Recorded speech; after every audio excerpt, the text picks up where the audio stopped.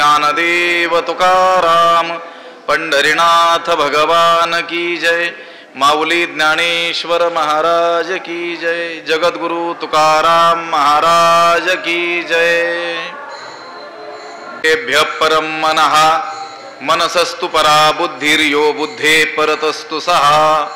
नमामि सद्गुरुं शांतं सच्चिदानंद विग्रहं पूर्ण ब्रह्म परानंद मीशमालंदी वल्लभम। नमो सद्गुरु तुकया ज्ञान दीपा। नमो सद्गुरु सच्चिदानंद रूपा। नमो सद्गुरु भक्त कल्याण मूर्ती। नमो सद्गुरु भास्करा पूर्ण कीर्ती। अखंड मंडलाकारं व्याप्तं येन चराचरं तत्पदं दर्शितं येन तस्मै श्री गुरवे नमः। जयांची केली स्मरण होय सकळ विद्यांचे अधिकरण। तेची वंदू श्री चरण श्री गुरूंचे ते नमस्कारोनी आता।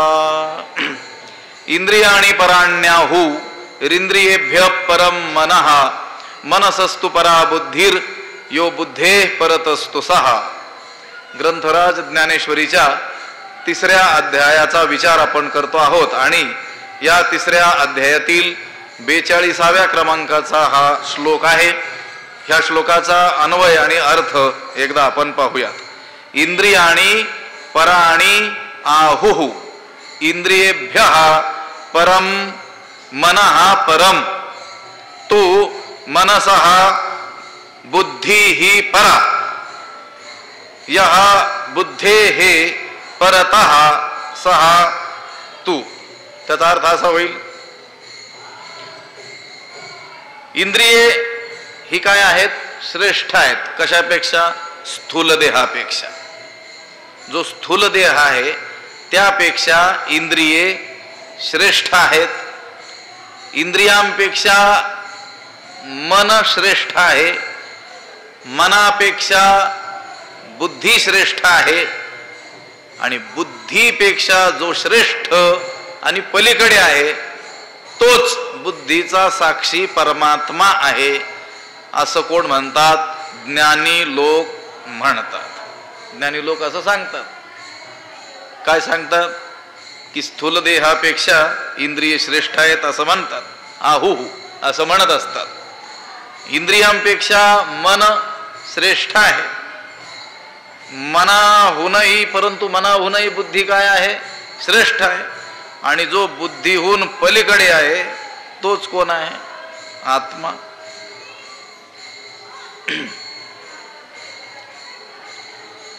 मागचा जो श्लोक आहे या श्लोकामध्ये तस्मात् त्वमिंद्रियाण्यादौ नियम्य भरतर्षभ पाप्मानं प्रजहि हेनं ज्ञान विज्ञान नाशनम. या श्लोकामध्ये अगोदर काय सांगितलं? इंद्रियांचं नियमन करून कामरूपी शत्रूचा त्याग कर असं सांगितलेलं आहे. पण हा जो त्याग करायचा आहे, इंद्रियांचं नियमन करायचंय आणि इंद्रियांचं नियमन करून त्या कामरूपी शत्रूचा काय करायचा आहे? त्याग करायचा आहे. तर तो जो त्याग आहे तो कोणाच्या आधारानं करायचा आहे?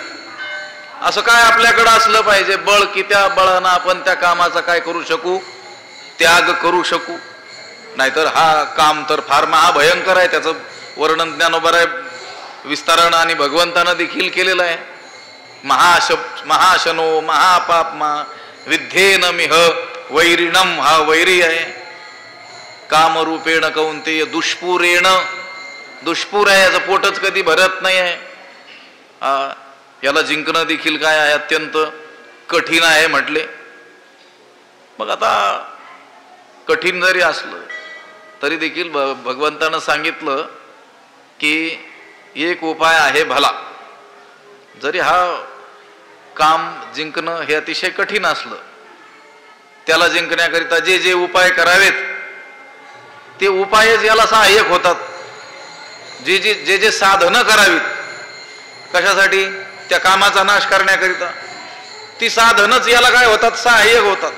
तैसे उपाय कृजती जे जे ते यासीच होती विरजे. विरजे म्हणजे सहाय्यकारी होतात. म्हणून हटिया ते जिणी जे हिची जगी. हटयोग्यांना सुद्धा हे जिंकतात.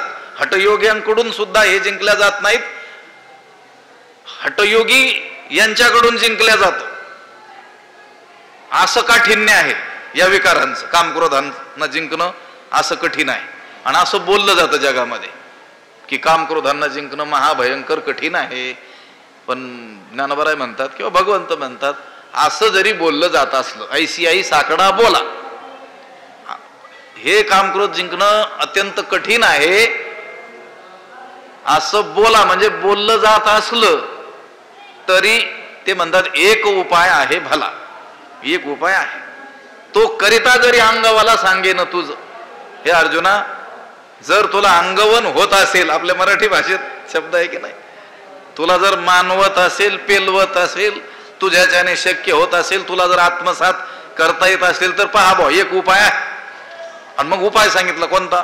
तस्मात् त्वमिंद्रियाण्यादौ नियम्य भरतर्षभ पापमानं प्रजहि हेणम ज्ञान विज्ञान नाशनम. हे अर्जुना, तू प्रथम इंद्रियांचा निग्रह करून ज्ञान आणि विज्ञानाचा नाश करणाऱ्या या पापरूपी, पाप स्वरूप पापमानम या कामाचा काय कर, पूर्णपणे तू काय कर, त्याग कर, असं सांगितलं. म्हणजे ह्या श्लोकामध्ये कोणत्या 41व्या, ह्या 41 श्लोकात सांगितलं की अगोदर इंद्रियांचं नियमन कर आणि मग शत्रू, कामरूपी शत्रूचा काय कर, त्याग कर. पण हा जो त्याग करायचा आहे तो कोणाच्या आधारानं करायचा, हा काय होतो प्रश्न उपस्थित होतो.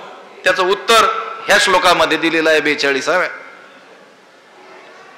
सर्वांच्या पलीकडे असलेला जो आत्मा आहे त्याचा आश्रय करून त्या कामरूपी शत्रूचा, कामक्रोधाचा त्याग करणं काय आहे, शक्य नाही. सर्वांच्या पलीकडे असलेला असा जो आत्मा, त्या आत्मस्वरूपी मन काय करायचं, लीन करायचं आणि या कामाचा सर्वथा काय करायचा, त्याग करायचा.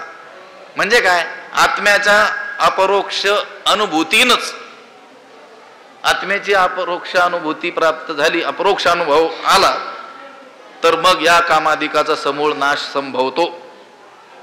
आत्म्याचा जोपर्यंत अपरोक्ष साक्षात्कार आपल्याला होत नाही तोपर्यंत या कामादी विकारांचा समूळ त्याग होणं शक्य नाही.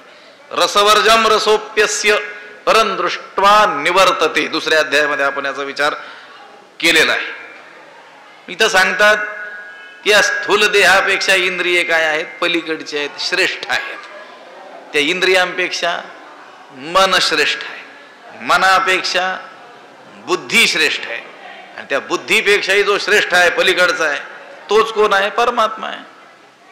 बुद्धीचा साक्षी असलेला परमात्मा तोच आहे. हा जो श्लोक आहे 42, हा श्लोक म्हणजे कठोपनिषदामध्ये जी श्रुती आहे, एक वचन आहे, त्या वचनाचाच काय आहे, जणू अनुवाद केलेला आहे. भगवद्गीतेला तैसी कांडत्रय निरूपिणी ही श्रुतीच हे कोडी सवानी. ज्ञानोबा भगवद्गीतेला काय म्हणतात, वेदच म्हणतात. त्रयकांड, ज्ञानकांड, उपासनाकांड, कर्मकांड, या 3 कांडाचं निरूपण करणारे जसं वेद आहे तसं 3 कांडाचं निरूपण करणारी ही भगवद्गीता जणू कोण आहे, श्रुतीच आहे असं म्हटलेलं आहे ना. तर मग वेदामध्ये जी असलेली वचनं आहेत त्या वचनांचं सुलभीकरण भगवद्गीतेत आहे. सर्व शास्त्रमयी गीता असं म्हटलेलं आहे. सर्व तीर्थमयी गंगा, गंगेत स्नान केलं, सर्व तीर्थात स्नान केल्याचं लाभ. गीतेचं अध्ययन केलं, सर्व शास्त्र किमन्यै शास्त्र विस्तरैः गीता सुगीता कर्तव्या किमन्यै शास्त्र विस्तरैः या स्वयं पद्मनाभस्य मुखपद्माद विनिसृता. काय कराल आघवी शास्त्री इरी, लक्षात आलं का? म्हणून गीता काय, हा गीताची 21 ना, काय कराल म्हणून जाणता या सवा. हा, गीतेचं चांगलं जर अध्ययन जाणकाराच्या सानिध्यात आपल्याकडून घडलं तर अन्य शास्त्र शिकण्याची काय गरज आहे. संजीवनी मूळ जर आपल्याला प्राप्त झालं थोडस तरी गाडाभर औषध आणण्याची काय गरज आहे, ज्ञानोबा म्हणतात. तसं भगवद्गीतेचं चांगल्या रीतीनं अध्ययन झालं तर काय बाकीचे शास्त्र शिकण्याची गरज आहे. कारण सगळे शास्त्र कुठं आले, गीतेमध्ये आले. म्हणून हा जो श्लोक आहे हा कठोपनिषदातील एका श्रुतीचंच काय आहे, हे वचन आहे. तो श्लोक कसा आहे, इंद्रियेभ्य परा ह्यर्थाः अर्थेभ्यश्च परम मनः मनसस्तु परा बुद्धेरात्मा महान परः असं आहे. या श्रुती वचनामध्ये अर्थ शब्दाचा जो आलेला आहे त्या अर्थ शब्दाचा अर्थ विषय असा आहे. आणि हे विषय शरीराच्या बाहेर आहेत म्हणून शरीर हे विषयापेक्षा अधिक काय आहे, अलीकडचं आहे असं त्यांनी सांगितलेलं आहे. विषय विषयापेक्षा श्रेष्ठ शरीर, शरीरापेक्षा श्रेष्ठ इंद्रिये, इंद्रियापेक्षा मन, मनापेक्षा बुद्धी आणि बुद्धीपेक्षाही पलीकडचा आणि श्रेष्ठ कोण, आत्मा असं ज्ञानी लोक म्हणतात असं सांगितलेलं आहे. आता बुद्धीहून पर याचा जो अर्थ आहे तो बुद्धीहून पर कोण, आत्मा. आता आपण विचार करत आलो गीतेवर जेवढ्या टीका लिहिलेल्या आहेत त्या टीकेमध्ये या बुद्धीहून पर आहे. ह्या पर शब्दाचा जो अर्थ आहे बुद्धीहून श्रेष्ठ जो आहे तो अनेकांनी अर्थ केला काम आणि काहींनी अर्थ केला आत्मा. लक्षात लागत ज्ञानोबरायांनी काम असा अर्थ केलेला आहे. भगवान भाष्यकार शंकराचार्यांनी आत्मा असा अर्थ केलेला आहे. भलेही भाष्यकारा ते वाट पुसतू असं म्हटलेलं असलं तरी देखील काही स्थळं अशी आहेत जेथे ज्ञानोबरायांनी स्वतंत्र अर्थ केलेला आहे जो कोणीच केलेला नाही आहे. इंद्रियाणी पराण्याहुरिंद्रियेभ्य परम मनः मनसस्तु परा बुद्धीर यो बुद्धे परतस्तु सा. आता सगळेच मान्य आहेत महापुरुष म्हणून सगळ्यांचा अर्थ आपल्याला काय आहे, मान्य आहे. पण अधिक जवळचे कोण आहेत, ज्ञानोबा आहे. त्यामुळे ज्ञानोबरायांचा आपल्याला मान्य आहे असं आहे. मग मनाची धाव पारुशेल आणि बुद्धीची सोडवण होईल इतुकेनी थारा मोडेल या पापियांचा. मग मनाची धाव पारुशेल आणि बुद्धीची सोडवण होईल इतुकेनी या पापियांचा थारा मोडेल. त्याचा अर्थ आहे मग मनाची धाव पारुशेल, मग मनाचं धावणं थांबेल आणि बुद्धीची सोडवण होईल आणि बुद्धीची सुटका होईल म्हणजे बुद्धी मोकळी होईल. मनाचं धावणं थांबेल, बुद्धीची सोडवण होईल, सुटका होईल. आणि इतुकेनी एवढं झालं म्हणजे मग या पापियांचा थारा मोडेल, या दुष्टांचा आश्रय नाहीसा होईल, या पाप्यांचा आधारच काय होऊन जाईल, मोडेल. मग मनाची धाव पारुशेल, मग मनाची विषयाकडची धाव बंद पडेल. मग म्हटलंय हे मगच्या अगोदर काहीतरी आधी पाहिजे ना. आधी आहे ना ते आधीची ओवी, ययांचा पहिला कुरुठा इंद्रिये येथून प्रवृत्ती कर्मा ते विये आधी निर्दळूनी घाली तिये सर्व थैव मग. मग शब्द कुठे येतो हो भयान्वयी, अगोदर वाक्य पाहिजे ना. मग शब्द हा कोण्याही वाक्याच्या आरंभी उगीच येत नाही, त्याच्या अगोदर वाक्य पाहिजे. नाही तर अगोदर काही वाक्यच नाही, सुरुवात मग शब्दाने केली जमत नाही. आता शब्दाने होईल, मग शब्दाने नाही. मग शब्दाने जर सुरू झालेलं वाक्य असेल तर समजायचे याच्या अगोदर वाक्य आहे असे. परंतु हा शब्द याने काही वाक्याची सुरुवात होत नसते, अगोदर एखादं वाक्य असतं आणि त्याच्या वैलक्षण्य विरुद्धी काहीतरी सांगायचं असतं, विरुद्ध, मग परंतु शब्द येतो. म्हणून अमुक माणूस चांगला आहे हो परंतु, मग पुढं त्याच्या उलट सांगायचं असतं. लक्षात आलं का. मग अगोदर तुम्ही हे असं असं करा, मग तुम्हाला या गोष्टी काय होतील, प्राप्त होतील. आधी निर्दळूनी घालीस ते सर्व थैव. ते म्हटले हे काम क्रोधाचं पहिलं अधिष्ठान, पहिलं आश्रयस्थान काय आहे, इंद्रिय आहेत.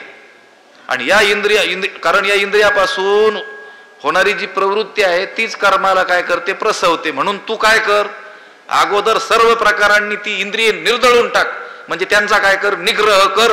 मग मनाची धाव पारुशेल. अगोदर इंद्रिय निग्रह केला नाही, त्यांना आपल्या स्वाधीन केलं नाही, आणि मग कशी काय मनाची धाव थांबेल, थांबणार नाही ना. मग थांबेल पण आधी इंद्रिय निग्रह केला तर. भगवंत म्हटले होते ना, या काम क्रोधांना ताब्यात ठेवणं ही काही सोपी गोष्ट नाही आहे. सगळ्या जगात बोलल्या जातं की हे सगळ्यात अवघड आहे, पण तरी एक उपाय आहे भला, एक चांगला उपाय आहे. तुला जर अंगवला तुझ्याच्याने जर होत असेल तर कर. तर काय सांगितलं?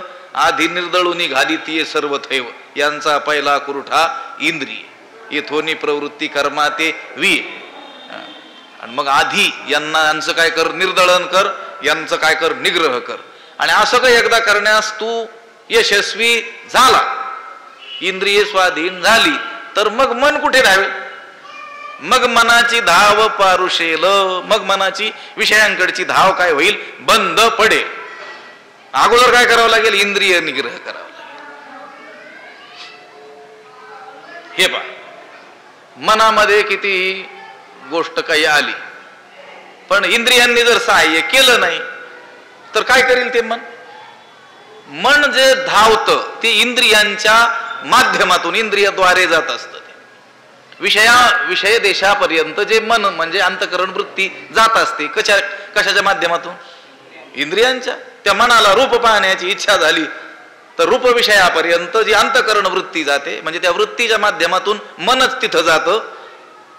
ते कोणाच्या द्वारे जातं? ते नेत्रेंद्रियाच्या. तर मन कस काय पळेल? ते पांगळ आहे ना, स्वतः काय आहे? ते पांगळ आहे. ते पांगुळ गाड्यावर बसून जातात, पांगुळ गाडाच मोडून टाकला त्याचा. तर इंद्रिय निग्रह काय आहे? अगोदर महत्वाचा आहे. म्हणून त्यांनी सांगितलं, जरी बोललं जात असलं की या कामक्रोधांना स्वाधीन ठेवणं अतिशय कठीण आहे, तरी देखील एक उपाय आहे भला. ज्या अर्थी ज्ञानोबाराय मानतात त्या अर्थी खरोखर हा उपाय जर अवलंबला तर त्यांच्यावर आपण विजय मिळवू शकतो. पण तो क्रम आहे, तो क्रम सांगतात. अगोदर त्या इंद्रियांना आपल्या स्वाधीन ठेव.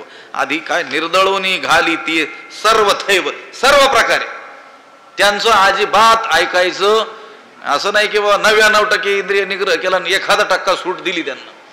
लक्षात आलं? जमणार नाही. 100% म्हणजे 100%. म्हणून मग मनाची धाव पारुशेल. धाव म्हणजे पळणं, बाहेर पळणं, धावणं. मनाची धाव. मनाचं चालणं नाही म्हटलंय, ते चालत नाही, ते धावतच असतं. लक्षात आलं? आपण मनुष्य कधी चालतो, कधी वेगानं चालतो, आणि कधी कधी काय होतो? धावतो. तशी परिस्थिती आली.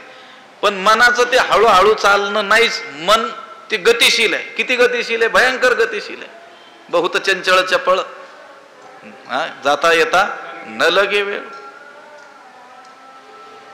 मुंबईला गेलेले आहे की नाही? सगळेजण गेलेले असताल, पण आता मी म्हटल्याबरोबर जाऊन पण आले.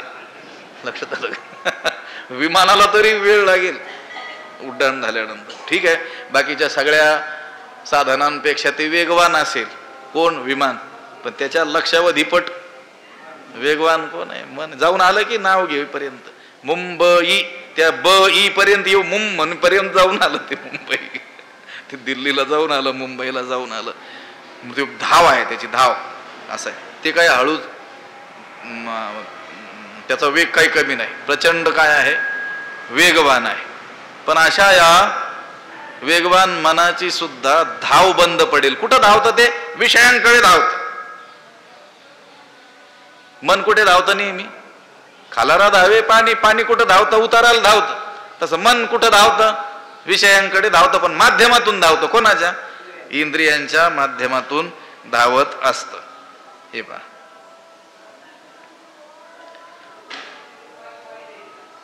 मन जर संलग्न नसेल तर नुसती इंद्रिय काहीच करू शकत नाही.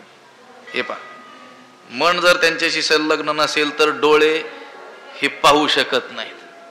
मन जर तिथं सहाय्यक नसेल तर कान ऐकू शकत नाही. इंद्रिय ही नुसती विषयांकडे जात नाही, तर ती आपल्या बरोबर मनाला घेऊन जात असतात. इहीची पाचेद्वारी ज्ञानासी धाव बाहेरी, जैसा का हिरवे चारी भांबावे पशु.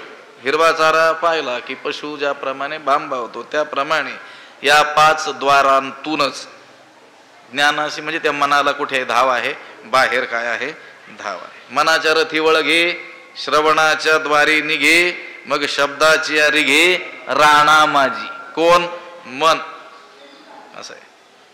आता तो जे कठोपनिषद आहे, आत्ताच उल्लेख केला, मी श्रुती सांगितली, त्या कठोपनिषदामध्ये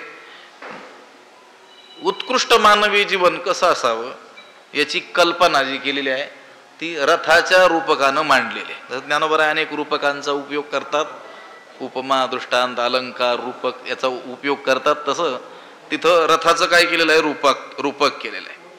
त्यामध्ये जीवात्मा हा रथी आहे, शरीर काय आहे, रथ आहे, बुद्धी सारथी आहे, मन लगाम आहे, इंद्रिय घोडे आहेत, विषय हे त्यांचे काय आहेत, मार्ग आहेत. असं काय केलेलं आहे, रूपक केलेलं आहे.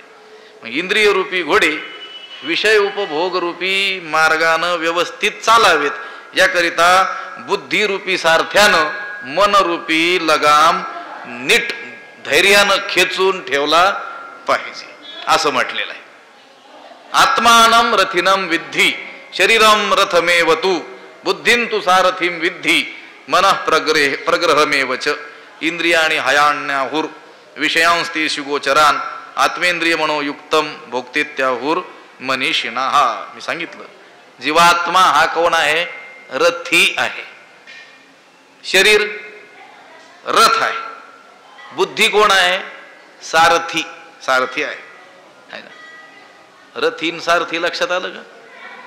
सारथी म्हणजे चालवणारा, रथी त्याच्यात बसलेला.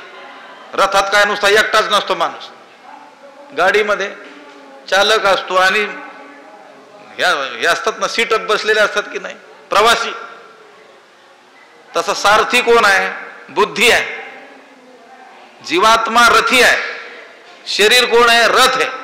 या शरीर रूपी रथामध्ये जीवात्मा हा रथी आहे आणि हा शरीर रूपी रथ कोण चालवतो, बुद्धी चालवते. आणि मन लगाम आहे. लगाम कोणाच्या हातात असतात, सारथ्याच्या ना. मग मन कोणाच्या ताब्यात पाहिजे, बुद्धीच्या. लक्षात आलं का?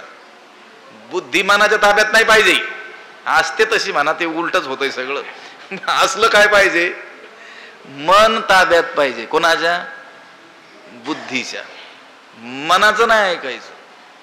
कोणाचं ऐकायचं, बुद्धी. बुद्धी ही सत्व पक्षपातीनी असते. पंचमहाभूतांच्या मिलित सत्वांशापासून ती तयार झालेली असल्यामुळं स्वाभाविकच ती सत्वाचा काय करीत असते, पक्ष धरत असते. ती सांगत असते नेहमी हे खरं आहे, हे खोटं आहे. पण ते मन म्हणतं नाही नाही असं नका, खोटं म्हणतंय. लक्षात, म्हणजे इथं उलट होत आहे. त्या सारथ्याच्या ताब्यात लगाम पाहिजे. लगामाच्या ताब्यात कोण गेला, सारथी गेलेला असतो. बुद्धी सारथी आहे, मन लगाम आहेत, इंद्रिय घोडे आहेत.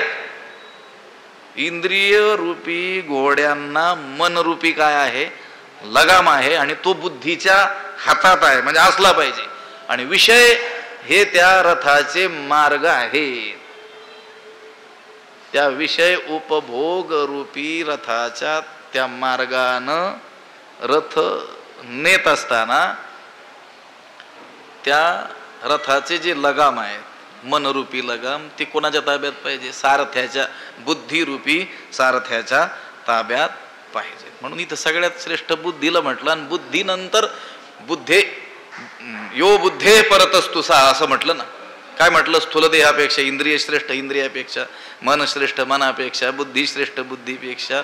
जो श्रेष्ठ आणि पलीकडचा आहे तो बुद्धीचा साक्षी परमात्मा आहे. किंवा ज्ञानोबराय म्हणतात, ज्ञानोबरायांचा अर्थ आहे काम हा या सगळ्यांच्या काय आहे, पलीकडचा. इतका सूक्ष्म आहे तो, बुद्धीपेक्षाही सूक्ष्म आहे.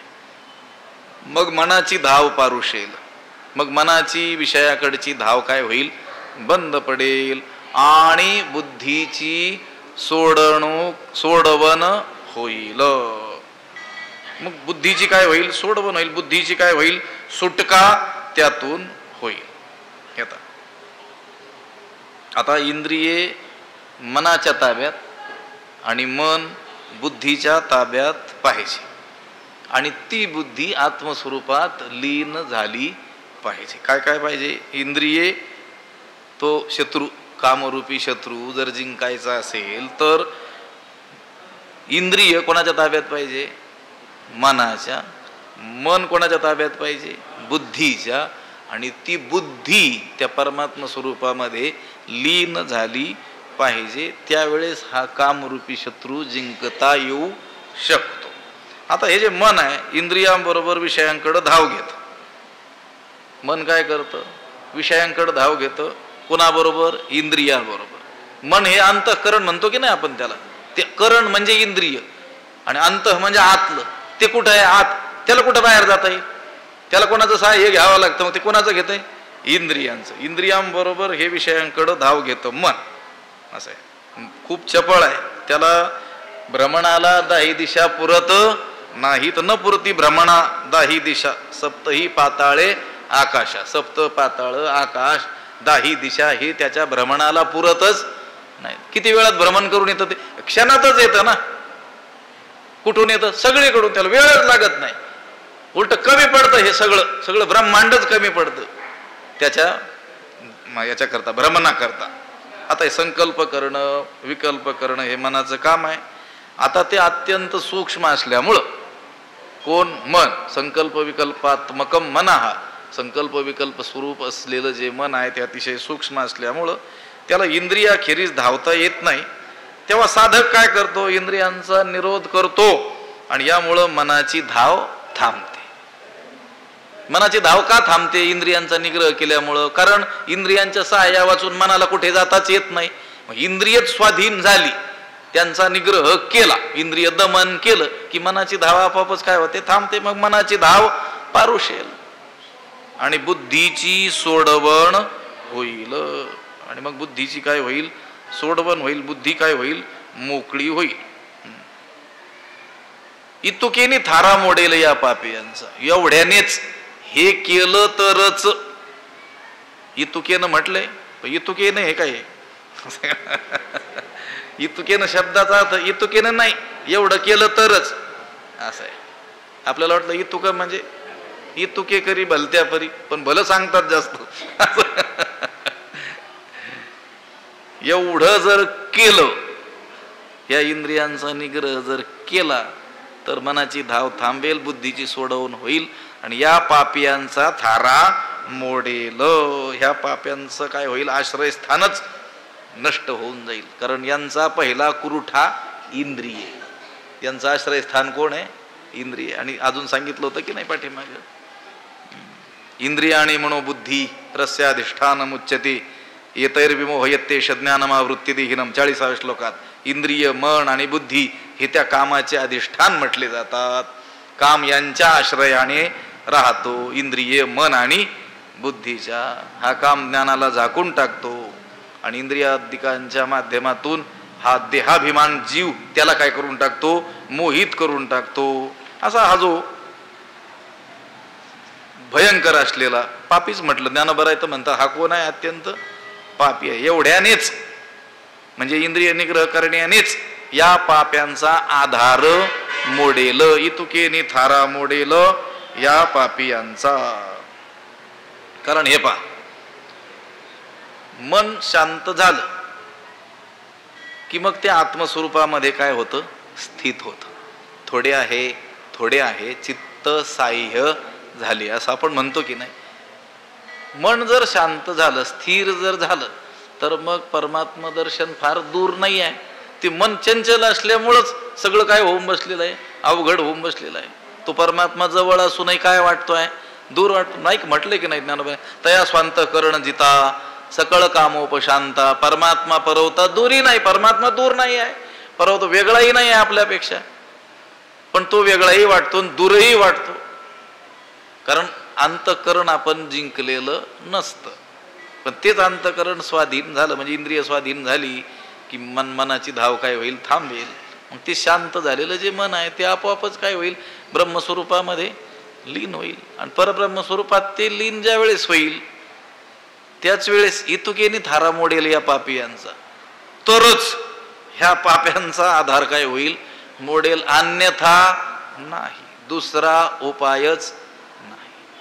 आणि दुसरा कोणताही उपाय आपण करू जाऊ तर त्यांनी सांगितलं तैसे उपाय की तिचे जे ते यासीच होती विरजे. याच्या वाचून दुसरे जे जे उपाय तुम्ही करू जाल तेच यांना काय होतात? सहाय्यक होतात. त्यांच्या पक्षात जाऊन मिळतात ते. लक्षात आलं? आपल्याला वाटतं आपलं काम करतात पण ते त्यांचा प्रचार करत असतात. कोणाचा? त्या कामाचा. त्यालाच आणखी बळ देतात. असं आहे. काल परवा आपण पाहिलं की नाही, चिंतन संतांनी देखील सांगितलं की नाही, तप, तीर्थाटन, नित्य ज्ञान याने काय वाढतो? अभिमान वाढतो, अहंकार वाढतो, व्यर्थ अहंकार वाढतो. माणसं तीर्थाटन केलं की काय वाढतो? अहंकार वाढतो. 4 धाम करून आलेलं 4000 वेळेस सांगतो आणि एका माणसाला 4 वेळेस सांगतो. असं त्याला हेही लक्षात राहत नाही याला सांगितलेलं आहे म्हणून. असं आहे. ते कार्यक्रम करतो की नाही आपण, काय करतो? मावंदच ना, पण खरं काय आहे ते? मावद. मा म्हणजे हा निषेधवाचक काव्य आहे संस्कृत भाषेतला. मा म्हणजे नको, वद म्हणजे सांगणे. सांगू नको. काय सांगू नको? मी तीर्थयात्रा केली, पुण्य केलं, धर्म केला, हे सांगू नको. ते झाकून ठेवायचं. ज्ञानोबरायांनी सांगितलं. शेतकऱ्याचा दृष्टांत दिलेला आहे. नाना कृषी वळू आपुले. जे पेरलेलं आहे ते काय करतो? झाकतो. मग 2 चालतात की नाही आऊत. पुढचं काय असतं? ते पेरण्याचं तिफन आणि माग रासन. कशासाठी? झाकण्यासाठी. काय होतं झाकल्यानं? झाकलं तरच येतं, ते झाकलं तरच फळत. आणि उघडे असले तर दाणे ते पक्षी खाऊन टाकतात. असं आहे. तैसे झाकी निपजले दान पुण्य. त्याप्रमाणे दान केलेलं, पुण्य केलेलं काय करतो? तो महात्मा झाकून टाकत असतो. पण तो महात्मा झाकत असतो. हे आपले महात्मे उघड करत असतात. ते मावद म्हणजे सांगू नकोस. पण आपण ते सांगण्यासाठी कार्यक्रम करतो मोठा. कशासाठी? त्याच्या मागची काय भावना? ठीक आहे, त्याच्या मागची भावना जर ही असेल की आपण तीर्थयात्रा जी केलेली आहे त्याच्यापासून अनेकांनी प्रेरणा घेऊन त्यांनी तीर्थयात्रेला जावं, अशी जर उदात्त भावना असेल तर गोष्ट वेगळी आहे. पण भावना जर ही असेल, मी केलेलं यांना कळालंच पाहिजे तर मात्र आपण ते मावद शब्द नाही वापरत. काय करतो? मावंद. अनुस्वार देऊन बिघडून. असं आहे. म्हणजे या कामाला जिंकण्याकरिता जे काही उपाय आपण करावेत, कामक्रोधांना जिंकण्याचे, ते जिंकल्या जात नाहीत, हातात येत नाहीत. उलट काय होतात? वाढतात. अहंकार वाढतो, गर्विष्ठ होऊन जातो माणूस. ज्ञान मार्गाने जावं तर ते विवेक ज्ञानाने जावं तर त्याला काय होतं? भयंकर अहंकार. दुसऱ्याला तुच्छ लेखू लागतो, तुला काहीच कळत नाही. असं आहे. म्हणजे विकार दूर होण्याकरिता या मार्गात यावं तर इथं आणखी ते काय होतात? प्रबळ होतात. कारण जो उपाय करायला पाहिजे तो न करता, आता भगवंताने सांगितलं की नाही, एक उपाय आहे भला.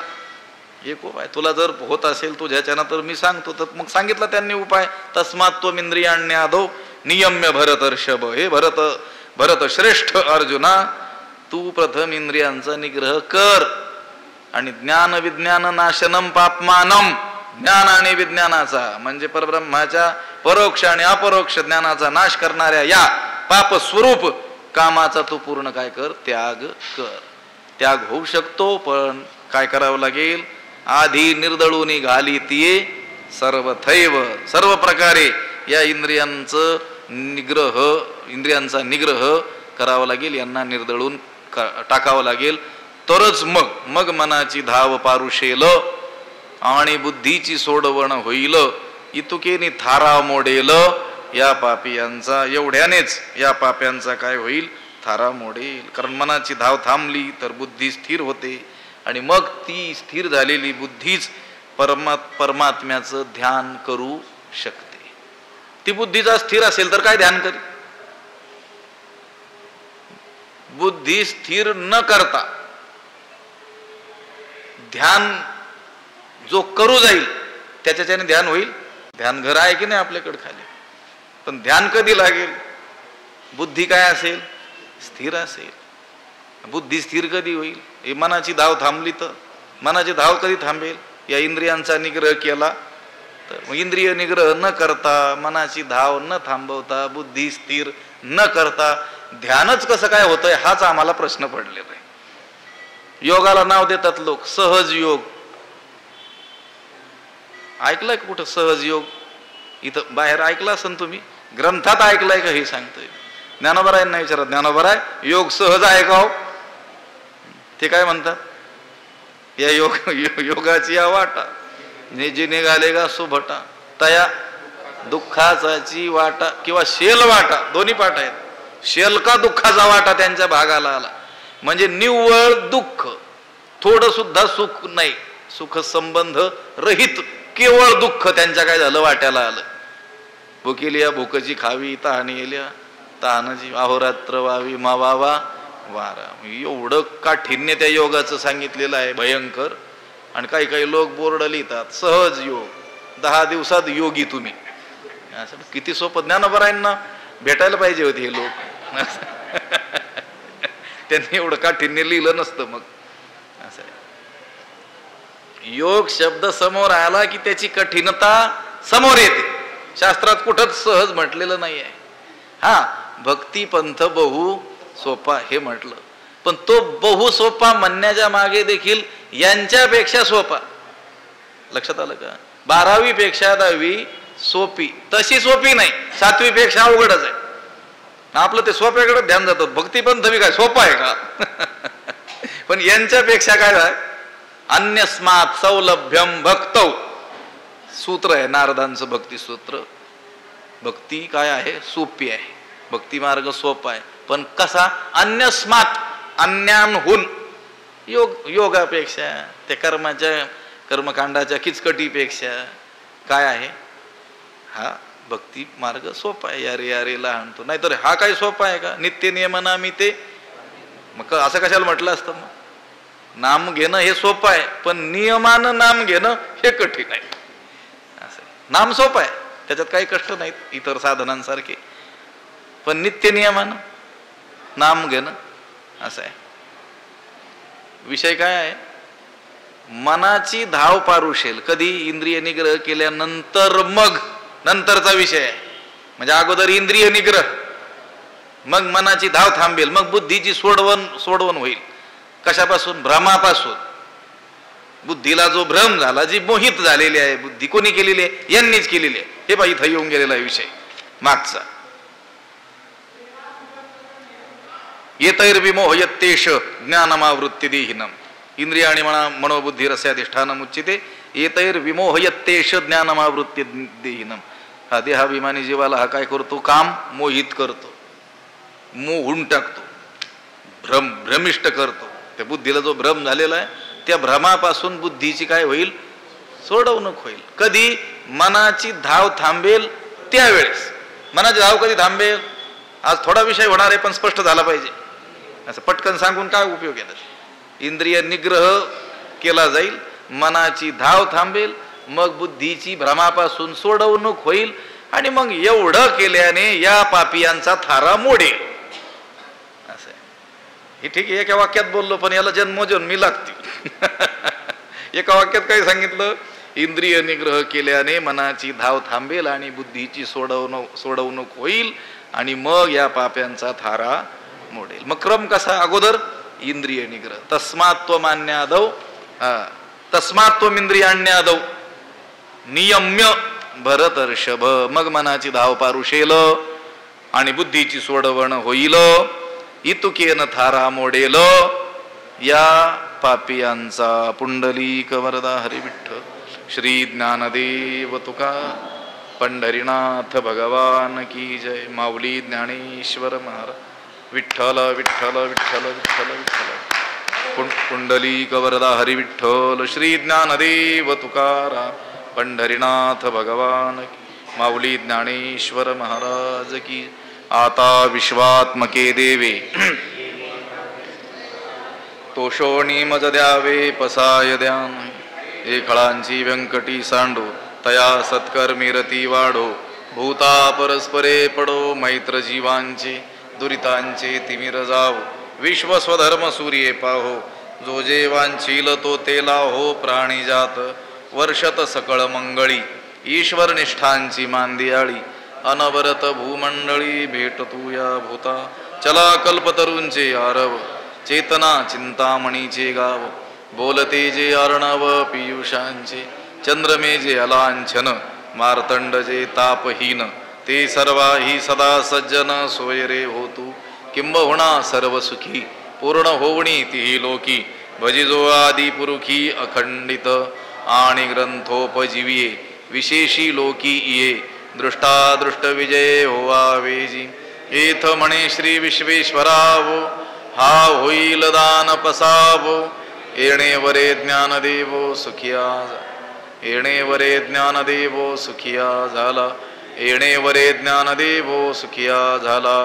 पुंडलिक वरदा हरी विठ्ठल, श्री ज्ञानदेव तुकाराम, पंढरीनाथ भगवान की, माऊली ज्ञानेश्वर महाराज, जगद्गुरु तुकाराम महाराज की, शांती ब्रह्म एकनाथ महाराज, सद्गुरु बंशी महाराज की, सद्गुरु जोग महाराज की जय.